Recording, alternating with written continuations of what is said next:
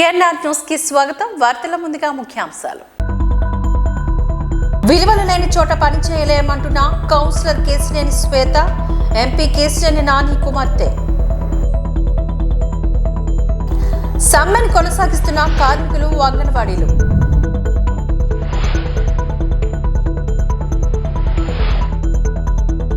కోటికలపూడి గ్రామంలో గ్రామీణ ఆరోగ్య కేంద్రం, ఉద్యాన సేకరణ కేంద్ర భవనాలు ప్రారంభోత్సవం చేసిన ఎమ్మెల్యే వసంత.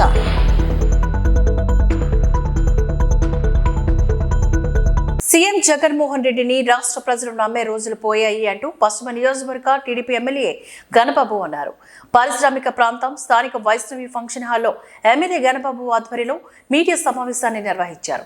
ఈ సందర్భంగా ఎమ్మెల్యే గణబాబు మాట్లాడుతూ జగన్మోహన్ రెడ్డిని రాష్ట్రం జనం నమ్మే పరిస్థితిలో లేరని వాపోయారు. జాబ్ క్యాలెండర్ విడుదల చేయకపోవడంతో నిరుద్యోగులకు మొండి చేయి చూపించారని, రాష్ట్రంలోని లిక్కర్ మాఫియా తారాస్థాయికి చేరుకుందని అన్నారు. రాష్ట్రాన్ని వైకాపా ప్రభుత్వం అశాంతితో నింపిందని, భూ కబ్జాలు చేసుకోవడమే వైకాపా నాయకులకు పనిగా మారిందని ఆరోపించారు. ఎమ్మెల్యేల మీద నమ్మకం లేకనే వారిని మారుస్తున్నారని, అభివృద్ధి చేశామని చెప్పుకునే సీఎం జగన్ ఎమ్మెల్యేలను ఎందుకు మారుస్తున్నారని ప్రశ్నించారు. రాబోయే ఎన్నికల్లో ప్రజలు చంద్రబాబు నాయుడిని ముఖ్యమంత్రిగా చూడాలని అనుకుంటున్నారని అన్నారు. పక్క రాష్ట్రాలతో పోల్చుకుంటే మనకంటే అన్ని రంగాల్లో కూడా ముందుకు వెళ్తున్నారు. ముందు చంద్రబాబు నాయుడు గారి నాయకత్వంలో ఈ రాష్ట్రం అన్ని రంగాల్లో ముందుకెళ్లాలని నెంబర్ 1 గా ఉండాలని చెప్పి ప్రయత్నం చేసేవాడు. ఏ రంగం తీసుకున్నా నెంబర్ 1 కావాలి. ఇన్వెస్టర్స్ అట్రాక్ట్ చేసుకోవడంలో కానీ, ఏ కార్యక్రమం ఇచ్చినా, ఇప్పుడు కేంద్రం ఇచ్చినా అన్ని రేటింగ్స్ లో కూడా నెంబర్ 1 గా ఉండేవాడు. మరి ఈరోజు ఈ రాష్ట్రం అన్నింటిలో కూడా వెనుకంజలో ఉందంటే ఒక గంజాయి ఉత్పత్తులు మాత్రం నెంబర్ 1 క్వాలిటీ పండించే, అంటే ప్రోత్సహించేటువంటి ప్రభుత్వంగా కనబడుతుంది. ఈరోజు ఎక్కడ మాఫియా ఉన్నా, ఎక్కడ అక్రమ సంపాదన ఉన్నా దానిలో వైసీపీ నేతల ప్రోత్బలం కానీ, వాళ్ళని ప్రోత్సహించడం కానీ, అన్నిటిలో అక్రమార్జన ఉందంటే అది అందులో లిక్కర్లో కానీ, శాండ్లో కానీ, మైనింగ్ కానీ ఎవరు చేస్తున్నారు ఈరోజు రాష్ట్రం అందరికీ తెలుసు. జగన్ పెద్దల్లో ఉండేటువంటి, జగన్ చుట్టూ ఉండేటువంటి వారందరూ కూడా ఈరోజు ఈ వ్యాపారాలు చేయటం, ప్రభుత్వానికి రావాల్సిన ఆదాయం లేకపోవడం వల్ల ఈరోజు ఈ పరిస్థితి దాపురించింది.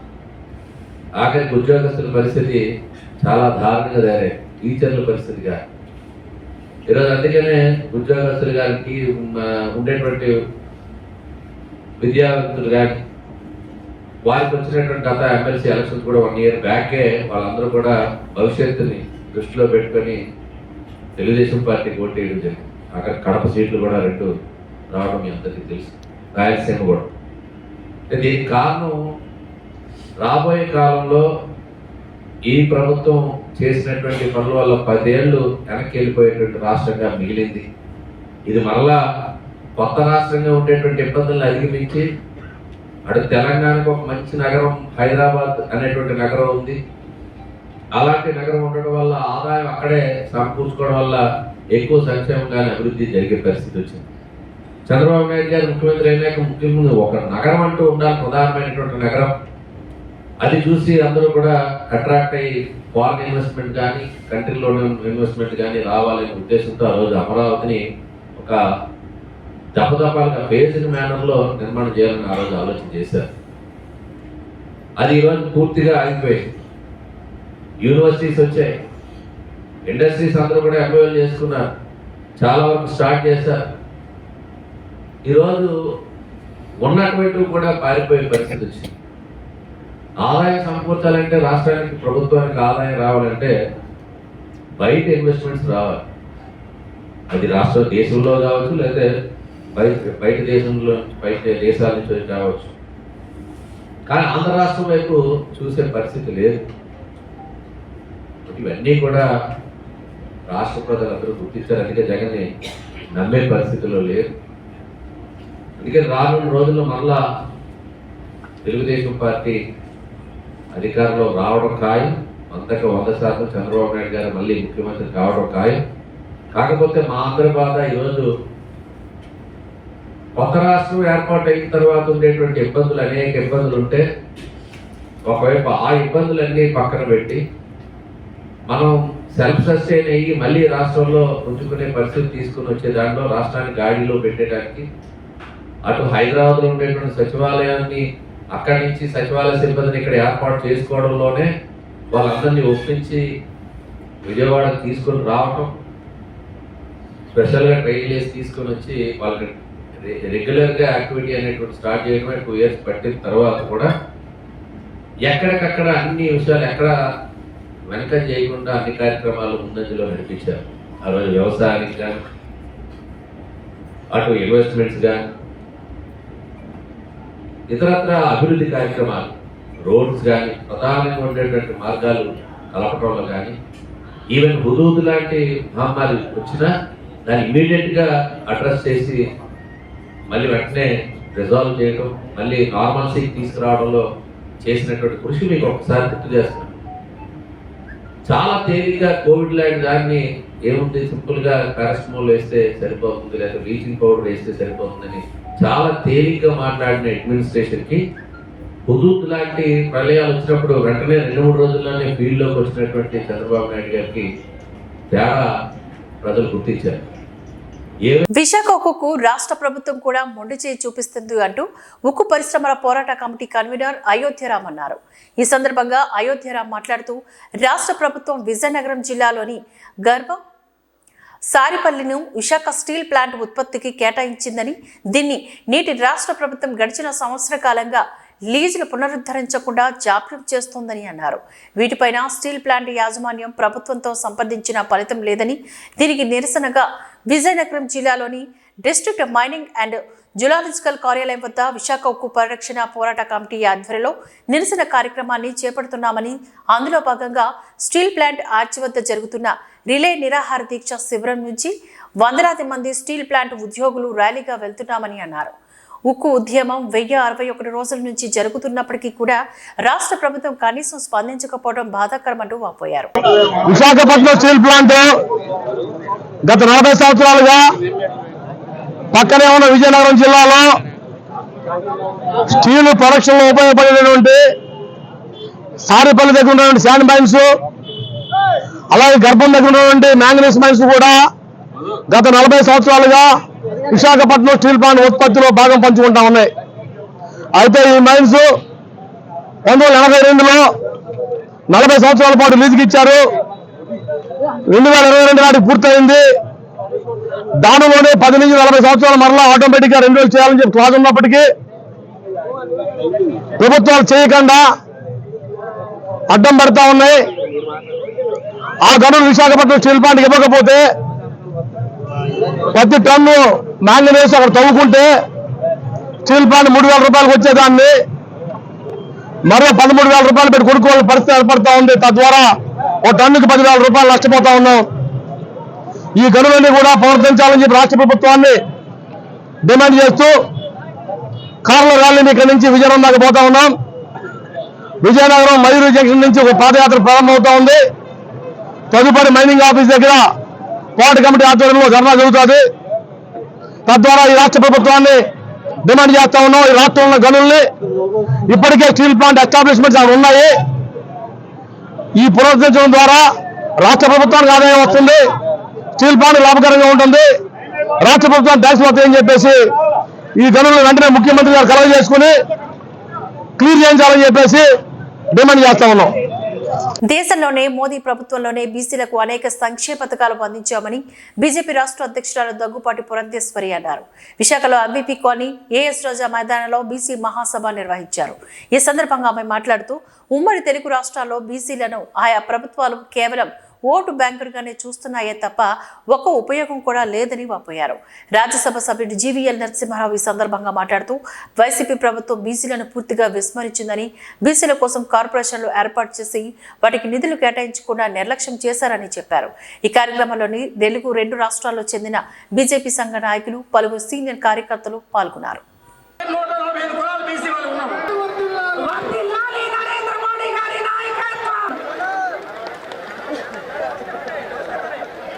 అందరికీ నమస్కారం. చలిగా ఉంది. ప్రకంపనలు రావాలి. దిక్కుమాలిన ఆయన కూడా బీసీ వర్గానికి చెందిన వ్యక్తి, మాజీ శాసనమండలి సభ్యులు భారతీయ జనతా పార్టీ సిద్ధాంతాలకి నచ్చి సమయం. బీసీ సంఘాల పెద్దలు అందరికీ నమస్కారం. ఈ రాష్ట్రంలో బీసీలకి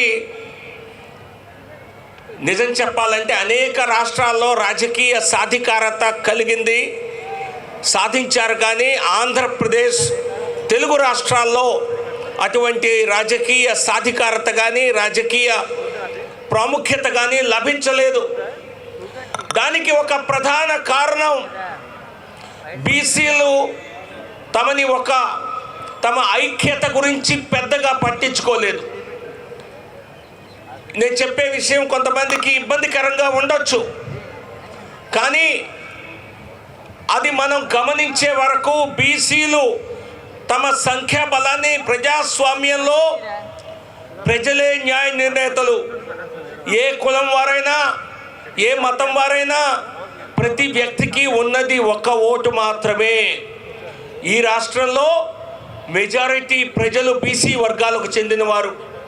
మరి బీసీ వర్గాలకు చెందిన వారందరూ కనుక మనం బీసీలకు ప్రాతినిధ్యం ఇచ్చేటువంటి పార్టీకి మనం సమర్థన తెలియచేయాలి అని కనుక అనుకున్నట్లయితే ఈ రాష్ట్ర రాజకీయ ముఖ చిత్రం ఒక్క రోజులో మారిపోగలదు. ఎందుకంటే ప్రధాని నరేంద్ర మోదీ గారు ఈ దేశంలో మొట్టమొదటిసారిగా అతి పేద వర్గం నుంచి వచ్చినటువంటి ఒక బీసీ ప్రధానమంత్రి. భారతీయ జనతా పార్టీతోనే ఇది సాధ్యమైంది. మరే ఇతర పార్టీలో కూడా మరి కాంగ్రెస్ పార్టీ 50 సంవత్సరాలు పాలించింది, 55 సంవత్సరాలు పాలించింది. ఎప్పుడన్నా బీసీలకు అవకాశం ఇచ్చిందా? అట్టడుగున ఉన్నటువంటి వర్గాల వారికి సంక్షేమాన్ని అందించే దిశగానే ఉన్నది అనేటువంటి విషయాన్ని మనమందరం కూడా ఇక్కడ గుర్తించవలసినటువంటి విషయంగా మీకు తెలియజేస్తున్నాను. అనేక కార్యక్రమాలు తీసుకొని వచ్చారు. ఏ కార్యక్రమాన్నైనా సరే వాళ్ళు సమీక్షించుకున్నట్లయితే ఏ ఒక్క కార్యక్రమం కూడా ధనికులకి హితం ఒనగార్చేదిగా ఉండదు అని చెప్పి మనం అందరం కూడా గమనించాలి. ఆ రకంగా ఆది నుండి భారతీయ జనతా పార్టీ పేదలకి వారి సేవకి అంకితమైనటువంటి విషయం మనమందరం కూడా గమనించవలసినటువంటి అవసరం ఉన్నది అని చెప్పి నేను మీకు తెలియజేస్తున్నాను. వెనుకబడినటువంటి కులాలకి చెందినటువంటి వారు సామాజికంగా, ఆర్థికంగా, రాజకీయంగా ఇంకా ముందుకు రావాల్సినటువంటి సందర్భంలో ఆ దిశగా దృష్టి సారిస్తూ బీసీ కులాల్లో ఉన్నటువంటి వారికి సంక్షేమాన్ని అందించడమే పరమావిధిగా భారతీయ జనతా పార్టీ భావిస్తూ నేటి వరకు కూడా సేవ చేస్తున్నటువంటి విషయాన్ని మీ అందరికీ కూడా నేను తెలియజేస్తున్నాను. మన కులాల్లో ఉన్నటువంటి ఏ ఒక్కరికి న్యాయం జరగకపోయినా వెంటనే బీసీ కమిషన్ అధికారులు మాత్రమే కాదు కదా, మంత్రుల్ని సైతం హాజరుపరిచి మన బిడ్డలకి న్యాయం చేయించుకునే దిశగా ఇవాళ బీసీ కమిషన్కి చట్టబద్ధత భారతీయ జనతా పార్టీ ప్రభుత్వం కల్పించినటువంటి విషయాన్ని మీరందరూ కూడా గమనించాలి అని చెప్పి చేస్తున్నటువంటి అభ్యర్థన. విశాఖ నగరంలో సీతంపేటలో ఉన్న Shri Kashyap junior and degree కళాశాలలోని సంక్రాంతి వేడుకలు సోమవారం ఘనంగా నిర్వహించారు. ఈ సందర్భంగా విద్యార్థులు రంగురంగుల వస్త్రాలు ధరించి సందడి చేశారు. భోగి మంటలు, సంక్రాంతి ముగ్గులు, గొబ్బెమ్మలతోని విద్యార్థులు ర్యాంప్ వాక్ చేస్తూ గడిపారు. సంక్రాంతి పండుగ పర్వదిన ఉట్టిపడే విధంగా చేసిన పలు కార్యక్రమాల్లో పాల్గొన్న విద్యార్థులు ఆటపాటలతో సందడి చేశారు. ఈ సందర్భంగానే సాంప్రదాయ వస్త్రాలు ధరించిన విద్యార్థులకు కళాశాల యాజమాన్య బహుమతులు అందించారు. అనంతరం విద్యార్థులు ఉపాధ్యాయులు సంక్రాంతి పండుగ గొప్పతనం వివరించడమే కాకుండా నాటి తరానికి నేటి తరానికి పండుగల వ్యత్యాసాలను తెలియజేశారు.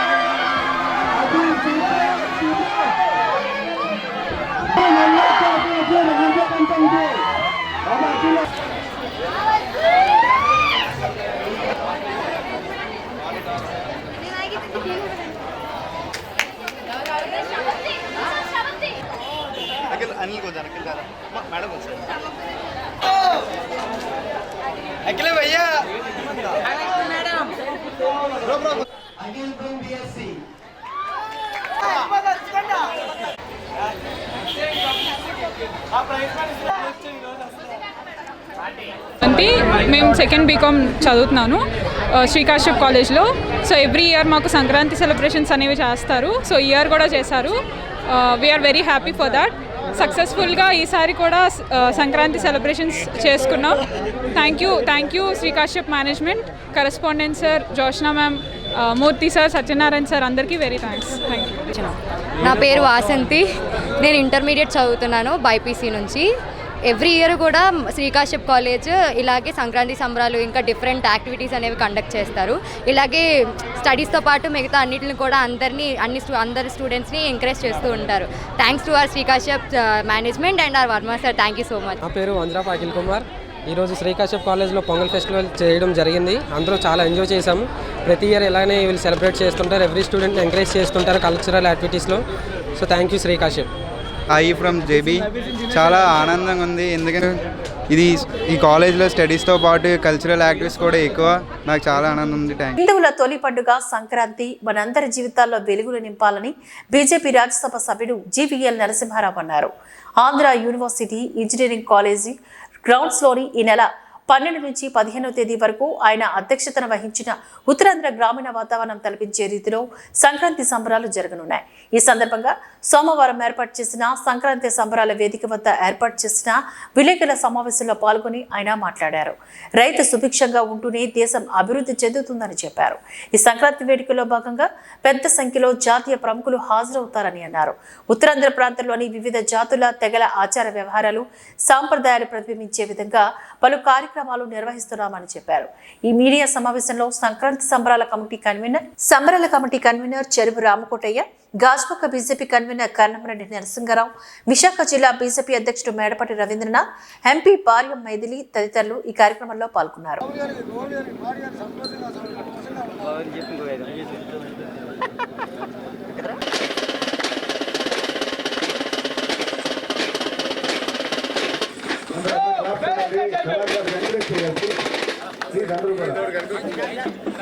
నిజం చెప్పాలంటే ఆంధ్రప్రదేశ్లోనే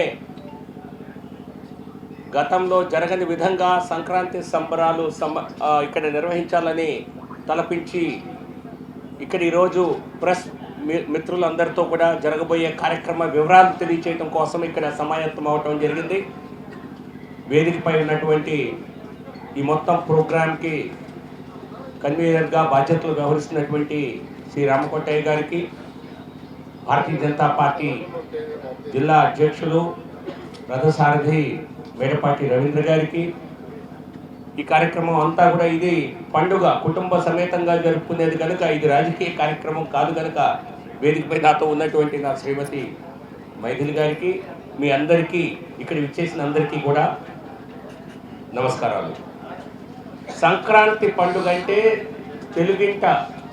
తెలుగు రాష్ట్రాల్లో, ఆంధ్రప్రదేశ్లో, ఈ ప్రాంతంలో ఉత్తరాంధ్ర ప్రాంతంలో కోట్లాది మంది ప్రజలు అత్యధికంగా జరుపుకునేటువంటి సంప్రదాయబద్ధమైనటువంటి పండుగ.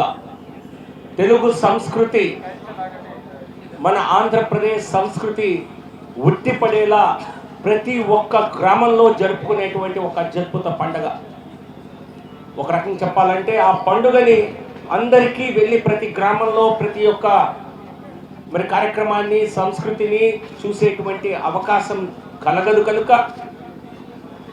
ఇటువంటి మన సంస్కృతిలో, తెలుగు సంస్కృతిలో, మన రాష్ట్రంలో ఉన్నటువంటి అన్ని రకాల సాంస్కృతిక కార్యక్రమాలు ఏవైతే ఉన్నాయో,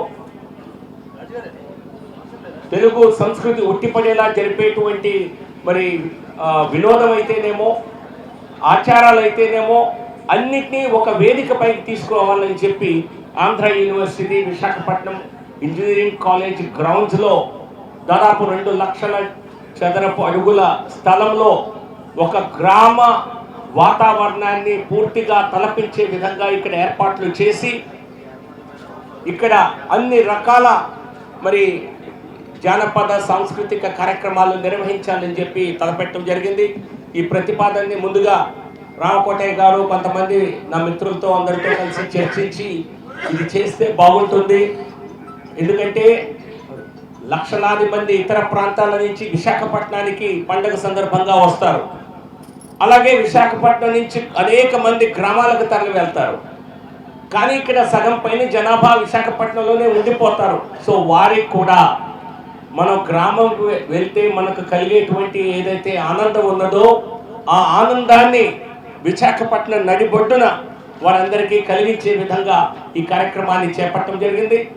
ఇది 4 రోజుల పాటు జనవరి 12 నుంచి జనవరి 15 వరకు 4 రోజుల పాటు మరి అనేక రకమైనటువంటి వినోద కార్యక్రమాలతో అనేక మంది మరి జాతీయ రాష్ట్ర స్థాయి నాయకులతో అనేక మంది కళాకారులతో ఒక ఈ ప్రాంగణం అంతా కూడా పండుగ వాతావరణం నెలకొంది. అలాగే ఇక్కడ మరి అంతా కూడా ఉచితమే, ఇక్కడ ఏది కూడా మరి డబ్బుకి కొనబడదు.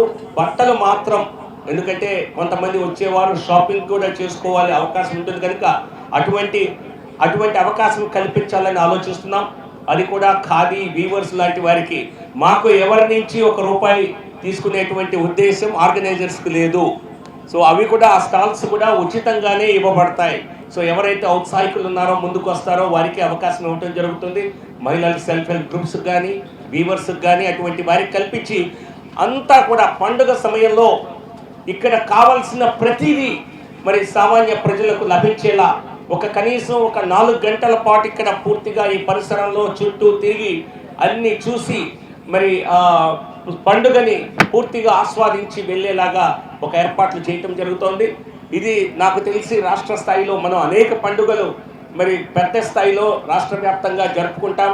కానీ సంక్రాంతి వేడుక ఈ స్థాయిలో జరుపుకున్నది బహుశా ఇదేనేమో అని నాకు కలిగినటువంటి ఆలోచన. సో ఖచ్చితంగా ఇది ఒక రాష్ట్ర స్థాయి రాష్ట్రంలో ఇది ఖచ్చితంగా ఒక మైలురాయిలా నిలవనుంది. దీనిలో అనేక రకమైనటువంటి సాంస్కృతిక కార్యక్రమాలు. ఎన్టీఆర్ జిల్లా ఇబ్రహీంపట్నం మండలం కోడికలపూడి గ్రామంలో గ్రామ సర్పంచ్ రెంటపల్లి నాగరాజు, మండల అధ్యక్షుడు బొంత సాంబశివరావు, ఎంపీపీ పాలకుడు జోస్టా దుర్గా ప్రసాద్, ఎంపీటీసీ ఈవోలతో కలిసి ఎమ్మెల్యే కృష్ణప్రసాద్ 20.80 లక్షల వ్యయంతో వైఎస్ఆర్ గ్రామీణ ఆరోగ్య కేంద్రాన్ని, 15 లక్షల వ్యయంతో ఉద్యాన సేకరణ కేంద్ర భవనాలను ప్రారంభోత్సవం చేశారు. ఈ సందర్భంగా ఎమ్మెల్యే కృష్ణప్రసాద్ మాట్లాడారు. ఈ నియోజకవర్గంలోని గడిచిన 4 దశాబ్దాల్లోని ఎన్ని ప్రభుత్వ కార్యాలయాలు ప్రారంభోత్సవాలు చేశారో, పేదలకు ఎన్ని పట్టాలు ఇచ్చారో, అన్ని ప్రభుత్వ కార్యాలయాలు, అన్ని పేదల పట్టాలు కేవలం నా హయాంలో గడిచిన 4.5 సంవత్సరంలోనే ఇవ్వడం నా అదృష్టంగా భావిస్తున్నానని అన్నారు.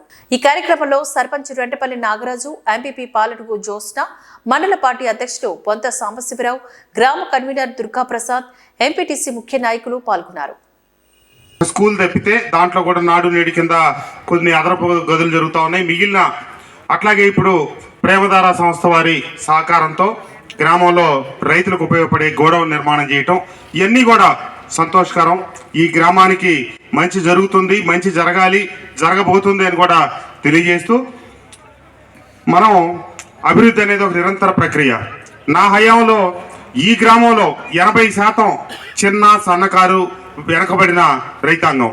వీళ్ళకి తుఫాను వచ్చినా వరదలు వచ్చినా ప్రభుత్వం ప్రతి సందర్భంలో అండగా ఉంటుంది. అట్లాగే మన గ్రామ కన్వీనర్ గారు దుర్గారావు గారు చెప్పినట్టు ఈ గ్రామ నాయకత్వం అంతా తాటి మీద నడుస్తారు. ప్రజలకు మంచి చేయాలనే దృక్పథంతో ఉంటారు. ప్రజల కోసమే పనిచేసే నాయకత్వం ఈ గ్రామంలో ఉండటం వైఎస్ఆర్ కాంగ్రెస్ పార్టీ అదృష్టంగా భావిస్తూ, తప్పకుండా జగన్మోహన్ రెడ్డి గారి నాయకత్వంలో మొన్నే ఈ జనవరి నుంచి క్రమానుగుణంగా 3,000 రూపాయలకు పెన్షన్ పెంచేస్తానంటే ఈ రోజున ఆ పెన్షన్లు కూడా ఇవ్వటం, ఈ రాష్ట్ర వ్యాప్తంగా దేశంలో ఎక్కడా లేని విధంగా 3,000 రూపాయల పెన్షన్ ఇస్తున్నటువంటి ఏకైక రాష్ట్రం ఆంధ్రప్రదేశ్. ఈ ప్రతి నెల ఇస్తున్న ఈ పెన్షన్ల ఖరీదు దాదాపుగా 2,000 కోట్ల రూపాయలు. ప్రతి నెల 1వ తారీఖున వృద్ధులకి పేదలకి అండగా ఉండటం కోసం, వాళ్ళకి మనోధైర్యం నింపడం కోసం చేస్తున్నటువంటి జగన్మోహన్ రెడ్డి గారి కార్యక్రమం ద్వారా ప్రజలకు అండగా ఉంటా ఉన్నారని చెప్పి తెలియజేస్తూ, అలాగే రైతాంగానికి సకాలంలో ధాన్యం ఇచ్చినా, ధాన్యం కొనుగోలు చేసినా అన్ని విధాలుగా అండదండలుగా ఉంటాము అని చెప్పి తెలియజేస్తూ, నా దురదృష్టం ఏంటంటే అదృష్టం గడిచిన 4 దశాబ్దాలుగా ఈ నియోజకవర్గంలో ఎన్ని ప్రభుత్వ కార్యాలయాలు నిర్మించారో నా ఒక్కడి హయాంలో అన్ని కార్యాలయాలు నిర్మించాం. గడిచిన 4 దశాబ్దాల్లో ఎన్ని ఇంటి పట్టాలు ఇచ్చామో ఈ 4.5 సంవత్సరాల్లో అన్ని ఇంటి పట్టాలు. ఎన్టీఆర్ జిల్లా విజయవాడ మున్సిపల్ కార్యాలయంలో మేయర్ రాయన భాగ్యలక్ష్మికి విజయవాడ ఎంపీ కేశినేని నాని కుమార్తె టీడీపీ కౌన్సిలర్ అయిన కేశినేని శ్వేత తన రాజీనామా పత్రాన్ని అందజేశారు. ఈ సందర్భంగా ఆమె మాట్లాడుతూ, నా తండ్రి ఎంపీ కేశినేని నాని టీడీపీకి చేసిన సేవలు గుర్తించలేదని, అందుకే నేను కూడా టీడీపీలో జీర్ణించుకోలేకపోతున్నానని అన్నారు.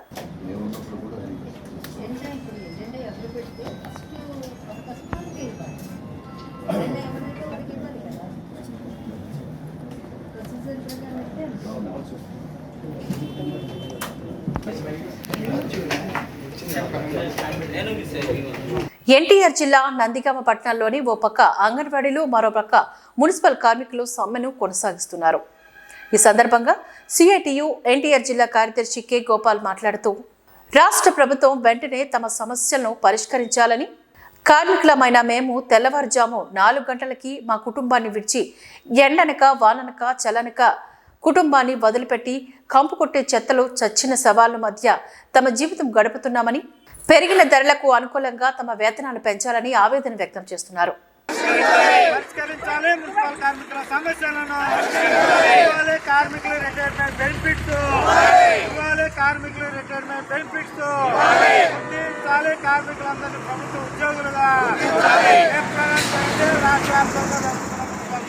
సమ్మెను చేయండి. రాష్ట్ర వ్యాప్తంగా జరుగుతున్న సమ్మెను పథకాలు, సంక్షేమ పథకాలు, మున్సిపల్ కార్మికుల ఐక్యత, మున్సిపల్ కార్మికుల ఐక్యత. జిందాబాద్ సిఐటియు, జిందాబాద్ సిఐటియు. ఈ వార్తలు ఇంతటితో సమాప్తం. నమస్కారం.